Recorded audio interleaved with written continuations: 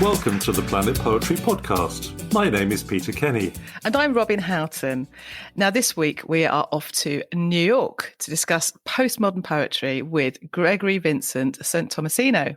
And I'll take a wistful dip into Wordsworth and head for the wide open spaces, while Robin looks at how the wasteland was produced. This episode seems to cover a wide range of styles and eras. I feel like we've gone interplanetary, so to speak, today. Yeah, going backwards and forwards through time. Let's go straight to our main interview and hear what Gregory, Vincent, St. Thomasino had to say to Peter.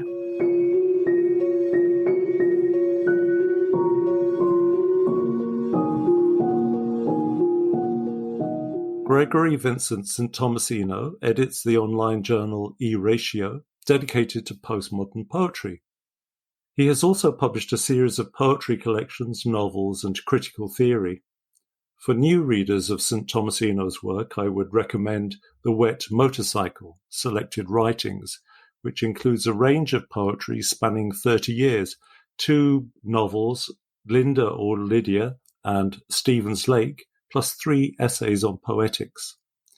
And in 2022, he published the novel Suicide by Language, inspired by the novels of Alain Robbe-Grillet and by the films of Jean-Luc Godard. So, Gregory, welcome to the Planet Poetry Podcast. Thank you for having me, Peter. And first of all, can I ask you where in the world you are on this planet? I'm in Brooklyn Heights, which is in New York City, which is in the United States, on the North American continent. Basically a New Yorker through and through. So, if you don't mind, we'll talk about E-Ratio first. Am I right in thinking it's been in existence for something like 18 years? Getting close to that. I think we went online with it in 2003. So how did it take shape? What were the things prompting you to start that magazine? Well, to get in touch with the community, to reach out and make friends. Prior to E-Ratio, I was doing a photocopied zine, a little microzine called Meet Epoch. Meet Epoch? Yes. Yeah, that's a great name. MEAT. And I came into contact with a lot of people. Then when the internet exploded, it was time to go online. And I started E-Ratio. And you were at the kind of vanguard of internet magazines. Did you find people took the magazine seriously? Well, some people did. Some people did. Some people didn't.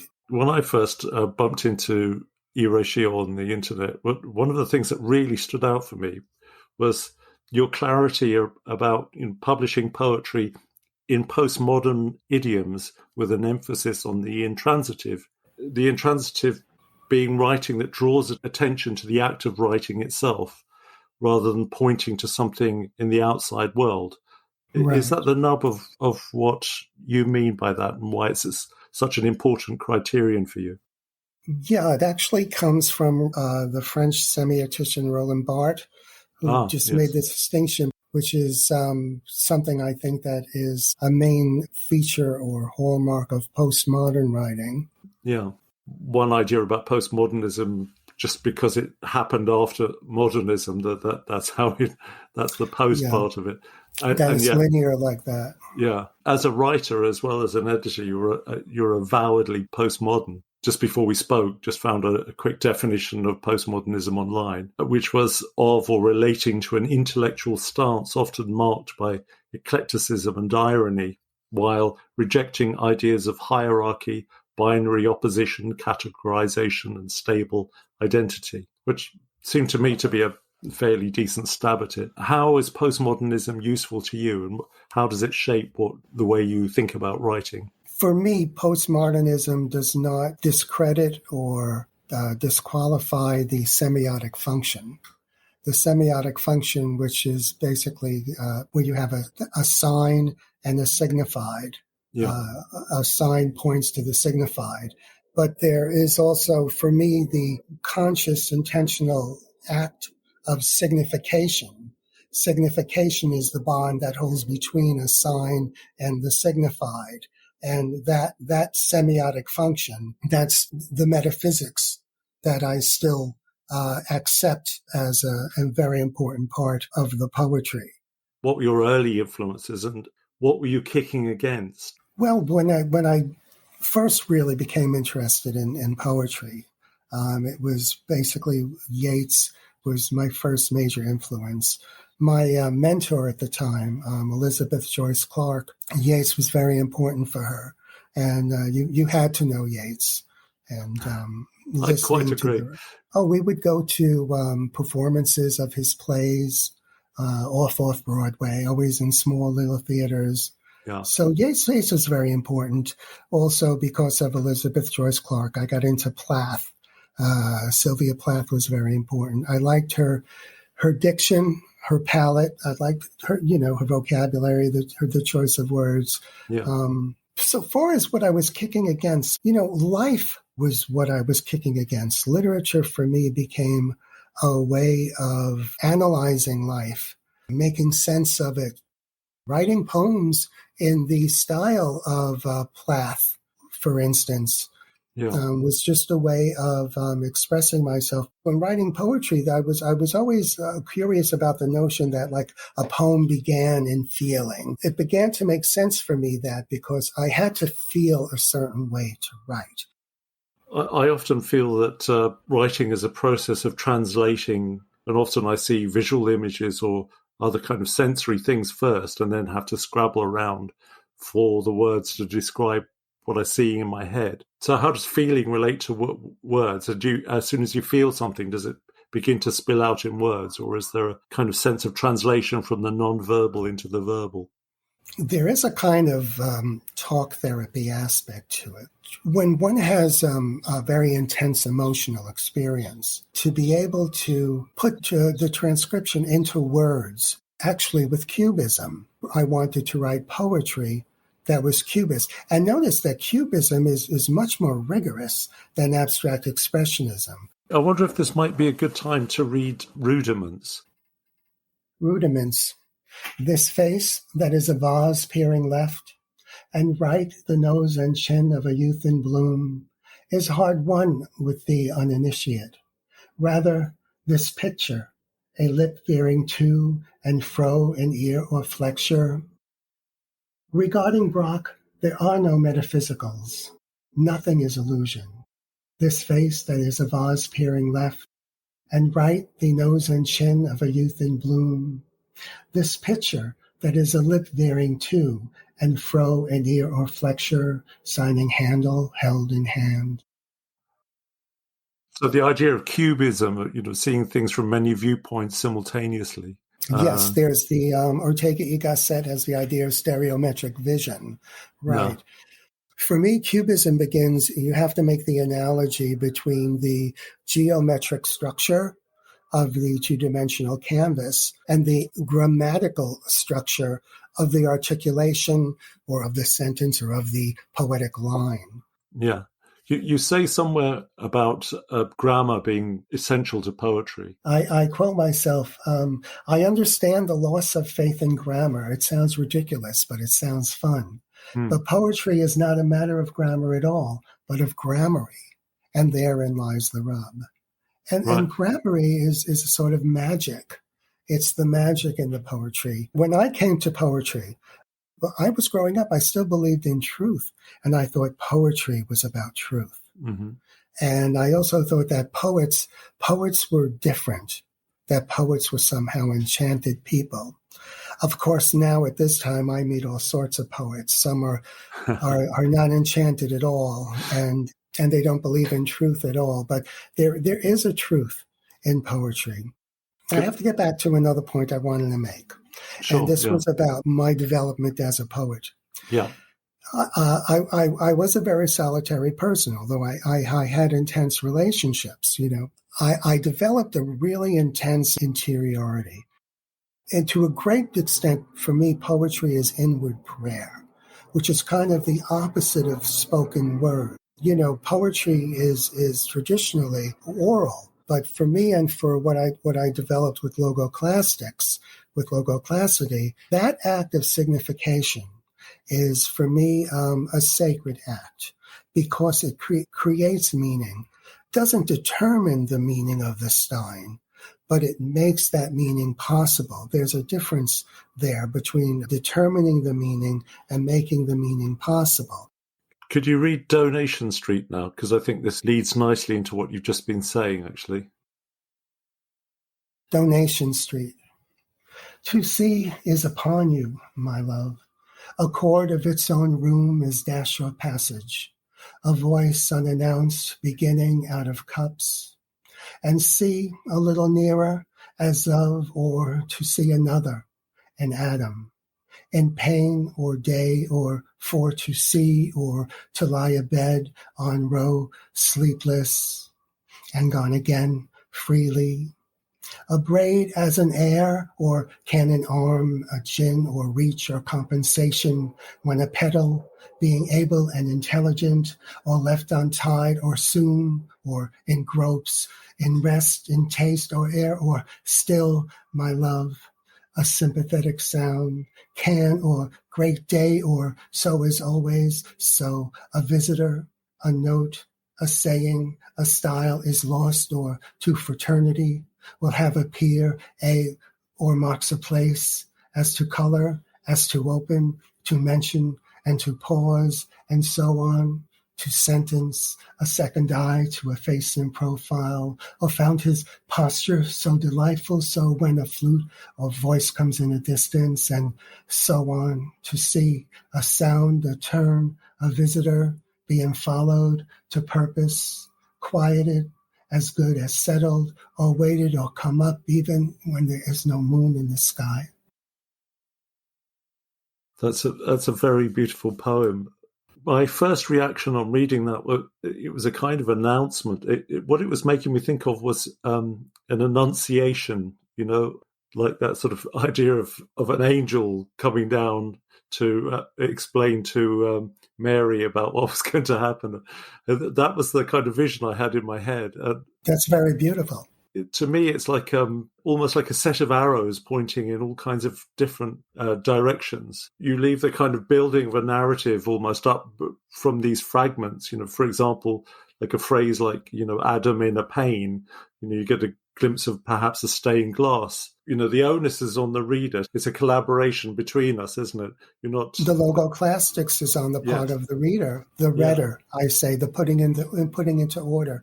It's like code on a computer. Code embedded in code is a principle of order. And when you're reading, you're performing this intentional act of signification. You're putting the words into order and you're giving them meaning. One of your theoretical pieces is called A Crash Course in Logoclastics, which employs this term logoclastics to suggest a break or a dislocation in discourse.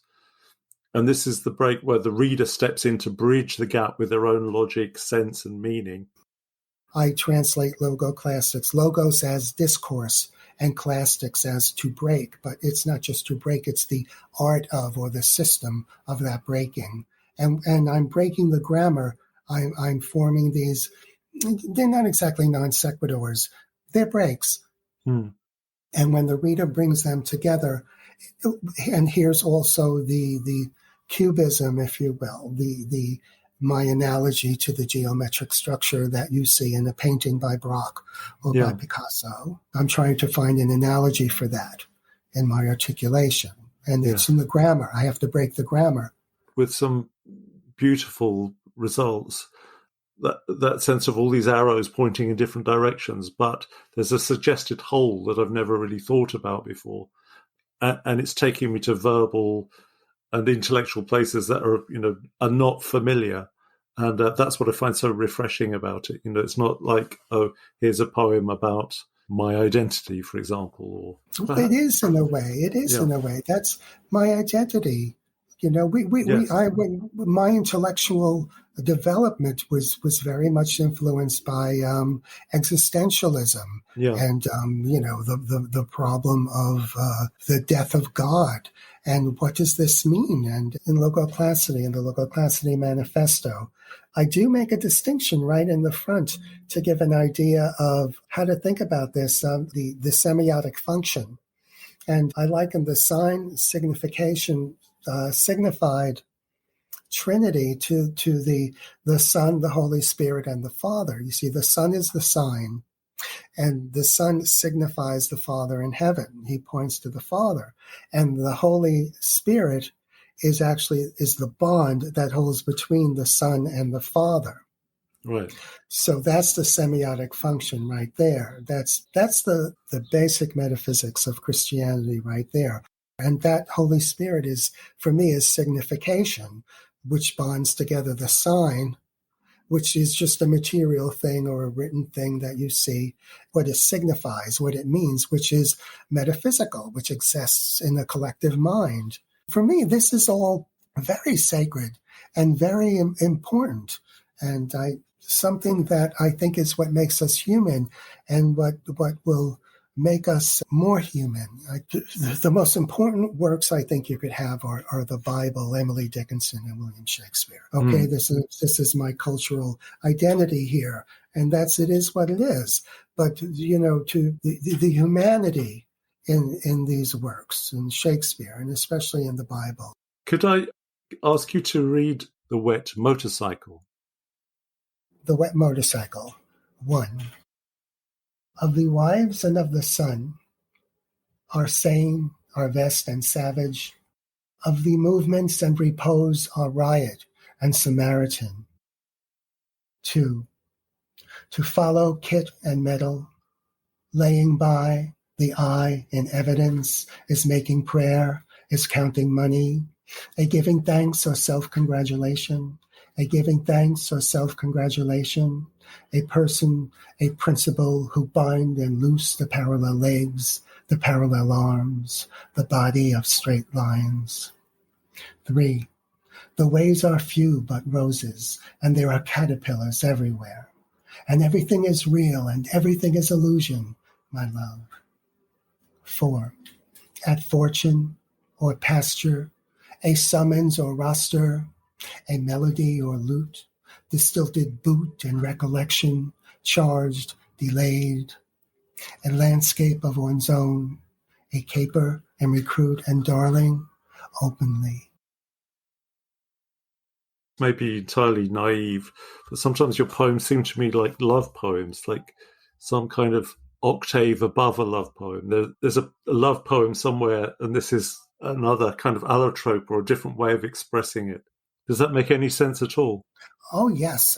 There's, if you go back to Ovid and like the Metamorphoses, these marvelous transformations, and yet there's love. And that love is like the moth to the flame. It impels the poet. It drives the poet towards where he knows not where he's going, but he goes. And I think I'm happy you're saying that, because I hope very much that comes through. There is a kind of love. It is a love poem. It's a poem to the muse. It's an invocation. Do you feel like being a poet is a calling? Do you think it's been devalued by society? If you want to be a poet, well, what are you going to do? You're going to become an English teacher, or you can't make a living writing poetry. It's very difficult to make a living writing novels. It's almost impossible. Yeah. But the thing about the poet, I do think there's, what's become, instead of the poet being a kind of, and you see, if you speak of a poet as a sort of magician and of using gramarye as opposed to grammar, you're talking about something that really can't be quantified, that you can't point to and convince people of. It's kind of like either you know what I'm talking about or you don't know what I'm talking about. For a lot of poets, their writing is a kind of praxis. It's a kind of practice. It's a thing they do, and their text is a kind of subtext to the bigger picture, which is political. It's really about something else.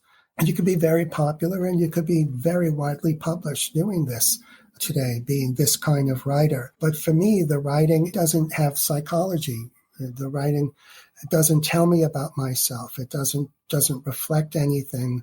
Like I say, poetry is about psychology. That's the knowledge in poetry. And you read poetry to go, how about that? I'd much rather that than the kind of poetry which is like, once you've read it and you get the punchline, there's a sense in which there's nowhere else to go. Your work repays attention. and a longer engagement. Poetry, like everything else, there's government-sanctioned poetry. When you visit a corporation that has a big grounds and everything, and you look at the art, committee that has to spend this money. And the problem is, what are we going to buy that doesn't offend anyone? So they get art that is totally non-humanistic, that doesn't say anything about the human condition or about anybody or anything. It's a thing. And I think that's what's really happening in poetry. People want to talk about their identity, not really talking about any identity that I think really matters in the long run, or that matters to the other. I have nothing to lose by saying this. Yeah. I'm basically an outsider. Could I get you to read The Galloping Man now? Okay, this is a poem that's in 4 parts. The Galloping Man. 1. Placing, a look, a goal, or recreation. Rewards are to a mind a perfect tool or law, at last, if it had been the turning of a water wheel. 2. A rope or green, standing in, closer to hand, is lost in arms, unseeing early on, a hold or in hand, a title, a given space, or as upon question or appellation, a spur or so to convey. 3. In alternating causes, in states and professions, a line on end, in cloth, in measure, in anonymity, and in parodies to vary or familiar, passing fast in jolly tapers and leagues, and in the interest of descriptions, turning back to rote places, to notes and floss, a certain sun and moon and star. 4. And out of house, a useless simulation, getting to or not to use, a looking outward in secret, deciding it is latent and pause and lasting into song. How does a body know here is a hand and here is a sentence, or what's riding on hearts? There's a lovely musicality about that poem, apart from anything else, and the images as well. Images are important.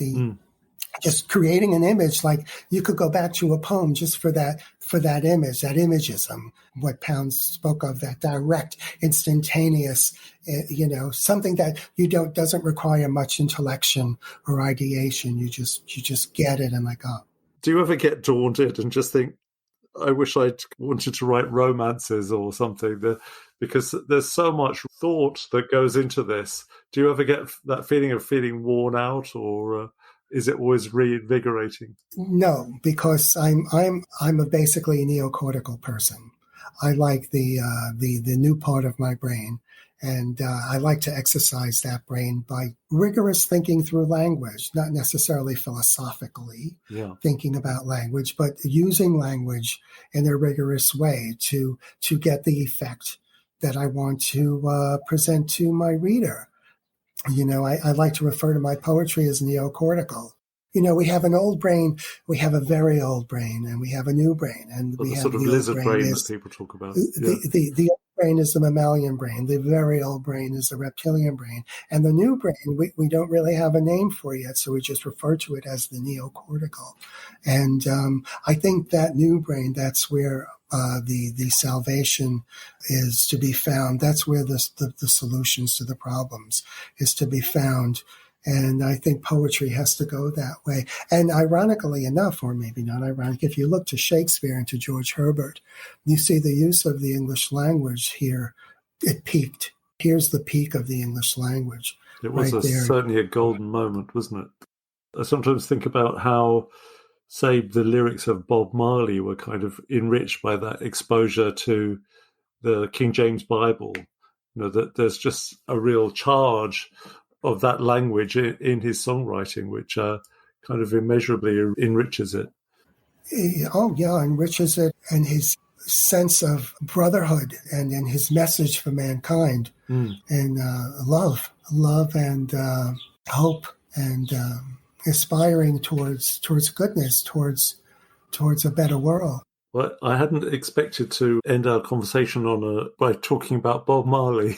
But it's been an absolute delight talking to you, Gregory, and I'm so happy that you gave us some time to share your thinking and your poetry. Thank you, Peter. I hope I didn't disappoint you. No, absolutely not.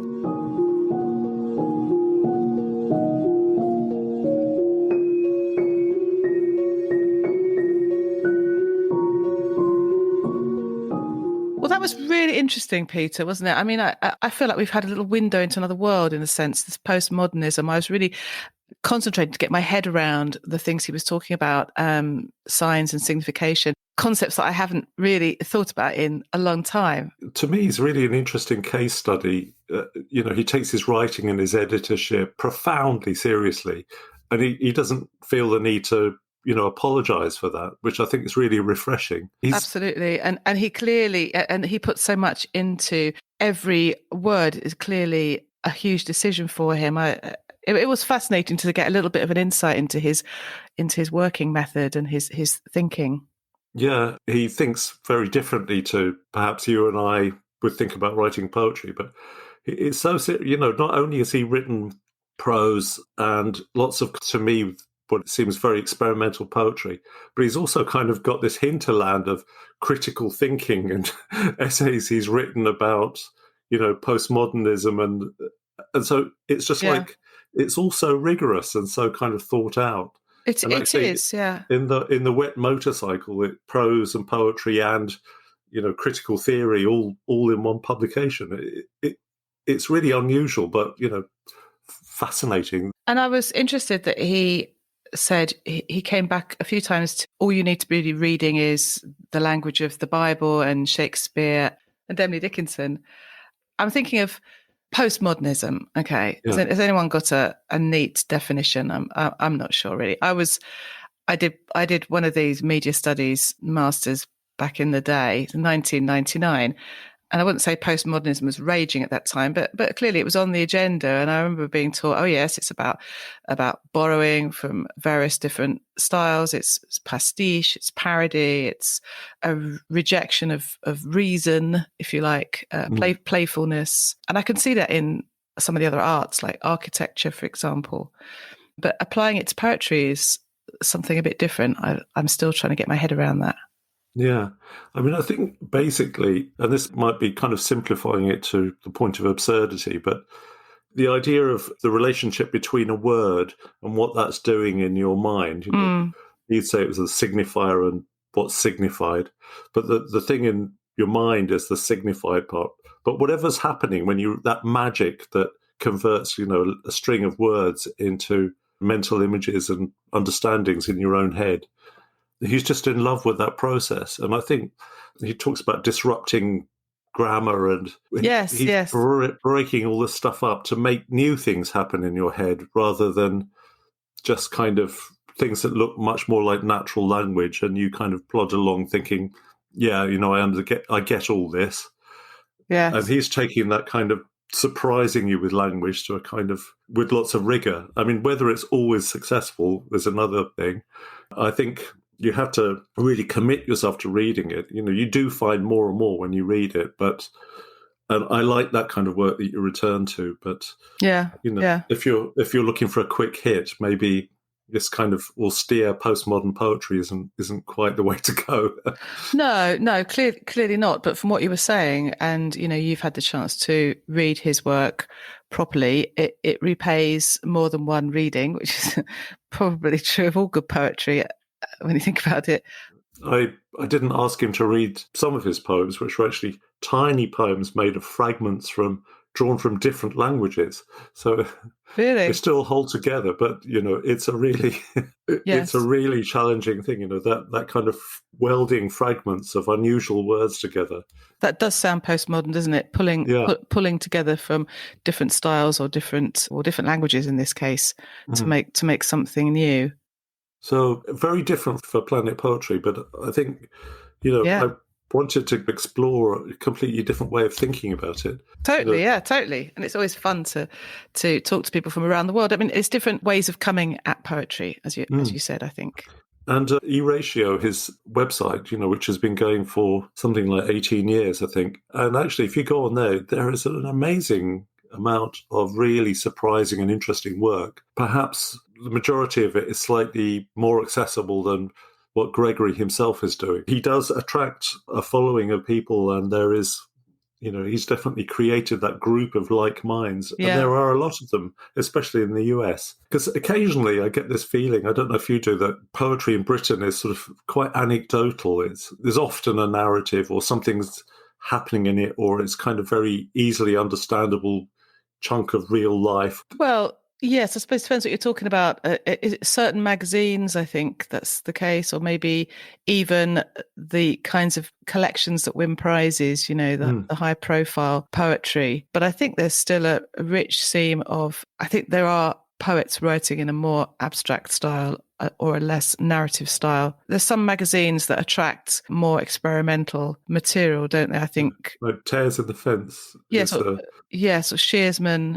What I was stating was quite extreme about this anecdotal thing, but to actually have somebody that's messing with the whole fabric of language itself, whether it works for you or not, I just think it's a really bold kind of experiment, and so and he's one that he's stuck to with absolute determination. I couldn't write like that. No, I couldn't either. Yeah. But I get that feeling when I try and read, Paul Muldoon or J.H. Prynne, that kind of... Somebody like J.H. Prynne, who I found very difficult. I had one of my friends way back bought me some of his books, and I just thought they were drivel. And but after a while, I kind of engaged with him. He ended up writing me letters to try and persuade me. Oh, really?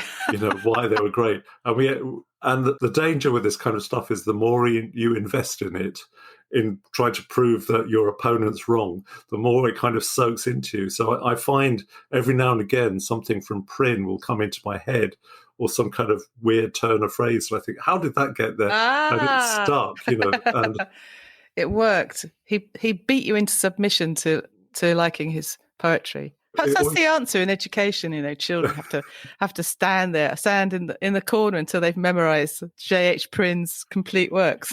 Oh, God. What sort of children will be produced out of that process? Some sort of postmodernist dystopian society, I expect. What we deserve. How everything goes back to Yeats in my head, but there's this poem called The Fascination of What's Difficult by Yeats. And the first couple of lines are, the fascination of what's difficult has dried the sap out of my veins. And it's just... he was talking about kind of thinking about esoteric kind of occult type stuff. I'm really, really happy that Gregory found time to come on our show and just give us a completely different flavour. Yeah. And I really enjoyed talking to him. He was sitting by an open window, so if you occasionally hear birds tweeting, that was the reason. Oh, yes, I did hear some birds tweeting at one point. It's quite nice, like he was in a park or something. They were American birds, they were.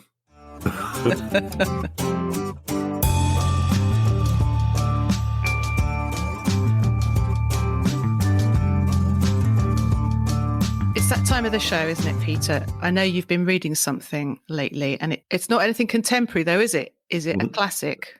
It is a bit of a classic, yeah. I don't know about you, but every now and again I get these kind of wild escapist fantasies, especially when I've got too much work, or at the moment we're trying to move house, and so when I'm not working, I'm kind of looking at letters from solicitors and just dealing with all that stuff that makes me want to self-harm. Hang on in there. Every now and again, I sort of charge up to this Hollingbury Hill, which is very close to me. There's an old Iron Age hill fort. But every time I go up there and there's a bit of a breeze, I get this phrase in my head, which is, there is a blessing in this gentle breeze, which is the first line of the Prelude by Wordsworth. And talked about this before. There's a few poems that are just kind of there as intellectual coordinates for me, or emotional coordinates, and I can't say that I've read the whole of the Prelude. I've dipped into it, read many of the books, but the opening is the thing that really stays with me. Yeah, Wordsworth I always had a bit of a weird feeling about him. I was taken to Dove Cottage at one time and shown Wordsworth's ice skates. Oh, yes. felt completely underwhelmed by. There's a lovely poem actually by Seamus Heaney called Wordsworth's Skates. It's good it moved Seamus to poetry, because I was about 22 and I just felt utter contempt for some reason.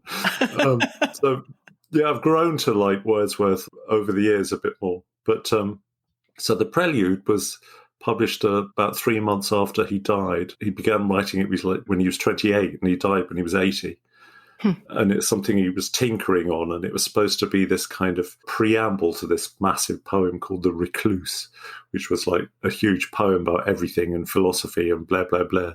Oh, wow, a bit of a sort of, it sounds like Walt Whitman and the Leaves of Grass, isn't it? A kind of a lifelong, massive, massive project. Yeah, but Wordsworth didn't finish that one. But the Prelude was named, it was decided to call it the Prelude after he died. Wordsworth called it by several names, including the Poem of My Own Life or the Poem to Coleridge, which is quite sweet. Nice to know other people aren't so good at titles as well, isn't it? Sometimes. Yeah. A lot of the poetry in here is addressed to, this friend, which is Coleridge. But the poem's got loads of journeys in it and lots of climbing hills and mountains and things. In that way of the Romantics, the landscapes that Wordsworth travels through or encounters become metaphors for his own mind and thought. But anyway, the start of the Prelude is that he's been working in London and loathing it, and then he's travelling off to Bristol, and then he's going to walk from Bristol down to a place called Racedown in Dorsetshire. And I just think this is just such a brilliant evocation of freedom after doing something you really hate. So I'll just read that because it's just a really cheerful thing, and maybe, an antidote to horrible times or something. Oh, there is a blessing in this gentle breeze, a visitant that while it fans my cheek doth seem half conscious of the joy it brings from the green fields and from yon azure sky. Whate'er its mission, the soft breeze can come to none more grateful than to me, escaped from the vast city where I long had pined, a discontented sojourner, now free as a bird to settle where I will. What dwelling shall receive me? In what vale shall be my harbour? Underneath what grove shall I take up my home? And what clear stream shall with its murmur lull me into rest? The earth is all before me. With a heart joyous nor scared at its own liberty, I look about, and should the chosen guide be nothing better than a wandering cloud, I cannot miss my way. I breathe again. Trances of thought and mountings of the mind come fast upon me. It is shaken off, that burthen of my own unnatural self, the heavy weight of many a weary day, not mine, and such as were not made for me. Long months of peace, if such bold word accord with any promises of human life, long months of ease and undisturbed delight are mine in prospect. Whither shall I turn, by road or pathway, or through trackless field, uphill or down, or shall some floating thing upon the river point me out my course? It's so optimistic, isn't it? And the earth is all before me. It's like he's literally, it's all kind of laid out, and there's no days you're not going to suddenly come across a motorway in the way or anything like that. Very lovely evocation of sudden freedom. It's funny when you're reading that. I was just thinking about the language doth and wither. Yeah. Was that considered sort of poetic in those days? I mean, surely people didn't use those words in conversation in his era. It sounds more sort of Elizabethan. Do you think that was a kind of an affectation or? I'm not sure, but I think when Lyrical Ballads came out, that book that he and Coleridge both contributed to, I think part of the shock of the newness of that sort of blew everyone away was the fact that, especially in the Wordsworth poems, people spoke in something like a natural language. Right. But, this idea of liberty, that I'm not a big Wordsworth expert, but I know that he was involved with the French Revolution. So the idea of liberty itself is kind of charged. So this idea of him just being free to do what he wants, free as a bird, it's not just like, hooray, I can go hiking off into the countryside. So Yeah. liberty is an enormous thing that affects you personally and as society as well. The epic poems usually start with some kind of calling on the gods or the muses to come and help you do it. It just moves straight into, hooray, I'm free. Let's plunge into it, and it's just great. There's a blessing and this gentle breeze. Yes, it certainly sets a scene, doesn't it? You want to read on and find out what adventures he gets up to or whatever. It's sort of escapism, isn't it? You've been toying with modernists. We've had postmodernism on the show.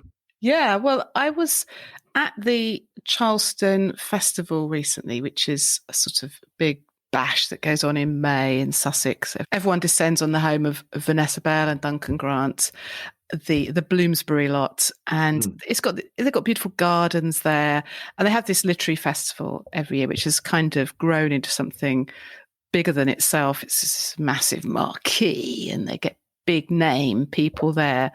But it used to be a really small thing where you kind of tottered in and, you'd fall over because there was no proper floor, and the cows would be outside the tent mooing all the way through the readings.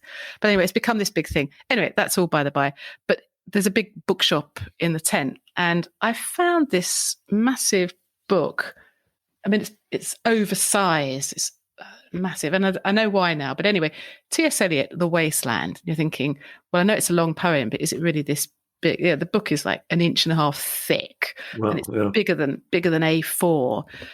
But what it is facsimile and transcript of the original drafts, including the annotations of Ezra Pound and Vivian Eliot, his first wife. So I just started flicking through it, and I love this sort of thing. I love seeing different drafts, that have been hand annotated, which is something I've never done in my life because I do all my drafts on the computer. But, today's poets, what a shame in the future, we'll never be able to see their hand annotated changes and things. But this is just fascinating. And clearly Ezra Pound he was a big champion of T.S. Eliot. We know he really got him going in his career, but it's extraordinary because there are his annotations all through this book. And once you start reading, it's sort of addictive, some of the notes and comments as well as changes, not all of which were adopted in the final. So then you get out the manuscript as it ended up. And there are some interesting comparisons with what actually made the cut, what didn't make the cut. And even just the very beginning, he didn't have the title for a long time. So the first manuscript, the title of it was not The Wasteland. It was He Do the Police in Different Voices. Oh, yeah. But nobody seemed to mind that to begin with. But you've got part one, The Burial of the Dead, and there's an entire page that's been just crossed out, but not after a huge number of changes and rewrites and annotations. And in the end, it's just like, bugger that. It's just crossed the whole page out. So the famous beginning, April is the cruelest month, that was actually line 55 in this first manuscript. So, often you go to workshopping groups, don't you? They say, oh, just lose the first stanza and it'll be much better. Yeah. This is like lose the first 54 lines and it'll be much better, much stronger. I knew Ezra Pound was heavily involved in doing that, but I didn't realise that his wife Vivian had a hand in it too. By all accounts, she was not a well person, I don't think. Well, I don't think any of them were, but she definitely made comments as well. Similarly, Valerie, the second wife, she was a sort of, not an amanuensis, a kind of an assistant or kind of someone who typed it up and commented as they did it. So, yeah, she had a hand in. And all the pages, it says, who's what, TypeScript revised in pencil and ink, Pound's marginalia in pencil, Vivian's comments in pencil. I find it fascinating anyway. I love to see how things have moved. And some of the changes are quite funny. There's something in part one where a couple of lines that Pound has just crossed through and said, too old, too often used. Yeah. But they still went into the poem. Eliot changed one word of these two lines. So it's made me go back to the original. Not that I understand it more easily or anything, but it is, you start to get a little bit of an inkling as to what they're on about. It's funny, the end of the game of chess, I'm quite sure, I can't remember, is that the second section? There's that famous bit, hurry up, please, it's time, and it ends with good night, good night, good night. I don't know if you remember the end of that section of the poem. In this manuscript, 2 of the good nights have been crossed out, but then actually at the end, Pound has written splendid last lines. And he's also added a line that did make it into the final. In fact, it says on the verso of this leaf, Vivian Elliott has written in pencil to her husband, make any of these alterations or none if you prefer. Send me back this copy and let me have it. So there are 3 of them in that team, I think. But this kind of myth that poets exist in a vacuum, we were talking about Wordsworth, dedicating or kind of addressing his poem to Coleridge, and a Pound being a kind of that intelligent reader that really got what Eliot was trying to do. I mean, to have that wing person must be absolutely amazing, really. Yes, and certainly with Pound, it went beyond just helping him with the work. He pushed him to people who could publish him and encouraged him and all kinds of help. So it was an extraordinary relationship, clearly. Because he worked as W.B. Yeats's secretary for a while as well. And did he? I didn't know that. Pound was kind of... Because Yeats had a real late flowering, and partly that was Pound working with him and kind of kicking him up the bum and making him be a bit more modern as well. Right. So, I mean, Pound seems... Even though he gets a bit of a bad rap for his fascism and so on. Yeah, that's the problem, isn't it? His sort of, he kind of went into a wilderness for a long time, didn't he, for that reason? And yet there's no denying his influence and what he did for poetry, I don't think. So there we are. Maybe I'll go back to The Wasteland and look at it more carefully and not think, wow, what's this bit of German mean? Or... Well, I always think of The Wasteland as a kind of collage, really, of different, you've got a bit of the Bhagavad Gita here, a bit of Wordsworth here. Oh, absolutely. Amazing. I mean, every line virtually is a reference to Dante or Shakespeare or as you say, exactly, Eastern religion and incredible learnedness has gone into it. That's not the word, is it? Erudition. Erudition. Yeah. Perfect, that's the word. I think of the Wasteland like a caddisfly shell or something, something that's been assembled from all these fragments to make something completely new and amazing. Yes. There's somewhere in the notes to this that say, when he sends it to the publisher, he says, I hope the publisher isn't going to muck up the spacing or the layout, because that's very important to its meaning. And I thought, that's poets' worry ever, isn't it? We're still worrying about that when we send poems off. Is the spacing or the line endings going to be as you'd like them? Yeah. So we're getting towards the end of season 2 now, aren't we? Oh, it's amazing, isn't it? Season 2. We are seasoned podcasters, Peter. Who would have thought? And people still keep listening, which is delightful. Amazing, isn't it? Amazing and delightful. Correct. So we're allowed a little bit of a summer holiday soon, but we've got one more episode, haven't we, that's coming up very soon. With a super-powered guest. None other than Fiona Sampson, who I interviewed just recently, and that's going to be absolutely a real corker, I think, of a final episode to season 2.